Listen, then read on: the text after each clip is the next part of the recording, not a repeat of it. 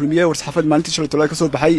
waxaa xilkii leedkaga qaaday xubinnimadii iyo gudoomiyihii xubinnimadii golaha dhexe sidoo aragtaa xilka qaadistaasi bismillaahi raxmaani raxiim xilka qaadistaa dee waxaan u arkaa annaga horta dee waxbana lama weydiin guddi aan shaxo noo yeedhayna ma jirto cid waxna weydiisayna ma jirto waxaanu ku war hellay uun iyadoo warbaahinta ay waraaqdaasi sabaynayso markaa dee waxaan u arkaa uun xisbigii oo dee ma garanaysaa dee meesha ka baxaya un baan u arkaa oo maalinba nin kii juuq yidhaahda ama fikirkiisa cabira la doonayo dee in daaqadda laga saaro markaa taasu saasaanu arkaa inay burbur xisbiga ku yimi oo hor leh oo cusub inay tahay baan u arkaa laakiin maxaa kalifay baad odhan kartaa adiga xilka qaadistan maanta maxaa sababay odhan kartaa aniga xilka qaadistaydan waxa sababay baan filayaa anigu abwaan baan ahay siyaasina waan ahay markaa fikirkaygaan cabbiraa dadkuna malaa waxay u qaataanba u haystaan dee inay xisbinimadu tahay inaad sax iyo khaladba ku raacdo markaa xisbiga ama xukuumadda oo waxaad mooddaa inay haddii aad fikirkaaga cabbirto ama aad si xora u cabbirto amaad wax khaldan aragto inaan la oggolaynba inaad ka hadasho markaa waxaan u arkaa gabayadaa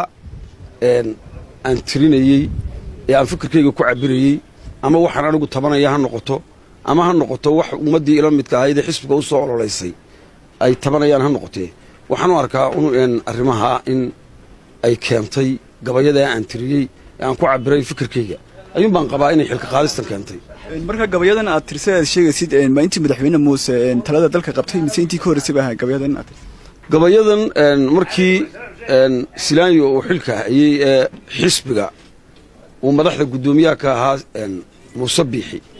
iyo hoggaanka maanta talada dalka haya waan tirin jiray fikirkaygaan cabbiri jiray xisbigana waan dhaliili jiray siyaasaddana waan dhaliili jiray boobkii qaranka ka socday iyo hanti boobkii iyo wixii dalka ka dhacayeyna mar walba waan ka hadlayey waana igu hambaliyeyn jiray nimanka maanta hoggaanka iyo madaxweynaha iyo raggiisu meel wacan baad ka wadaabay dee igu odhan jireen markaa ilaa iyagu kursiga may fadhiini maantana dee fikirkayga uun baan anigu halkii ka sii watay gabayadii anigu aan fikirkayga ku cabbirayey ee markii ayagu ay kuraasta fadhiisteen ayuunba dee keenay inay markaa xilka qaadista keenaan markaa dee waa afrikaan iyo caadadii maanta ma ka shaqaynaysaa doorashada aad doortay madaxweyne biixi dadka shacabka somalilan oo dhan baa ka shaqaynaya aniguna iyagaan wax la qabaa gabay wuxuu ahaa midaan anigu iskaga hadlayo oo aan kaga hadlayo dee ololihii aan u soo galay ilaa anigu madaxweynaha maanaan jeclaan manaanaan cibaadaysanayno dee xasanaadka maanaan doonayni markuu kursiga weyn doonayay dee annaguna kuwa yaryar baanu doonayni markaa ama tabasho ha noqoto raggii la midka ah iyo anigu fikirkayga aan ku cabbirayo buu ahaa gabaygaasi gabay abaallaawo ah buu ahaa gabaygaasi oo inaan dee tacabkii aanu u soo gallay inaan meeshuu ka baxay markaa gabaygii waxaa ka mid ahaa teeriya xataa iyo markuu gabar ahaa xuure xadhigu maroorsho iyo nimuu xurribo mooyaane isagaan xarraga diru lahayn xeerra laga tuugin oo aan awoogay xukumin xan yaroo gibina ninkii aan xariirta u goglay ee xumaha ii quudhay haddaan muuse xayraan aqaan xiluma dhiibtaynay xaashe ee waxbaa iga qabsaday xaajigaan weli xafiiskii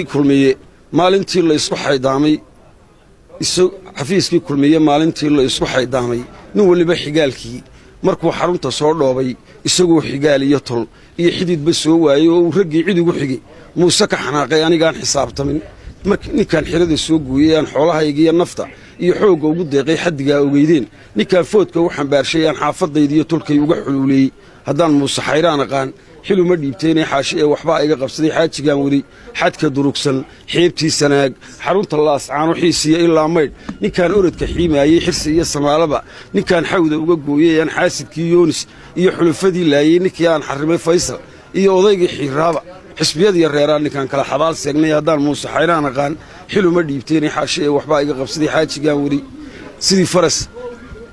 sidii baarqab xerodhalana oo xiito lagu quujiyey oo geela xaaskiiyo nirgaah kala xarraasaya ama faras xarraana oo in badan xawli ku ordaayey xayasiiska qaylada markaan xarakadaynayey sidii aar xabeebsaday ninkaan abuurka xooraayey haddaan muuse xayraan aqaan xiluma dhiibtaynay xaashe ee waxbaa iga qabsaday xaajigaan weli isagiiyo xigaalkii markuu xukunka doonayey wuxuu xeerkii noo yiilahaa inaan xujaynaaye xarfo adag intay kaga qoreen xaashidii iyo buugga waatay xisbiga maalintii nagu xumeeyeene xaq waxaanu leeyahay ninkaan uga xishoonayay markii aan xisaabtamay hadduu ii cuskaday xeerka xisbi furanayaa iyo waddani kaga xaroonaaba xalku wuxuu u yaal maanta waa xabarxabuusheedii xinjir bururtay nimanbaa ka baqa dhiigga xawda leh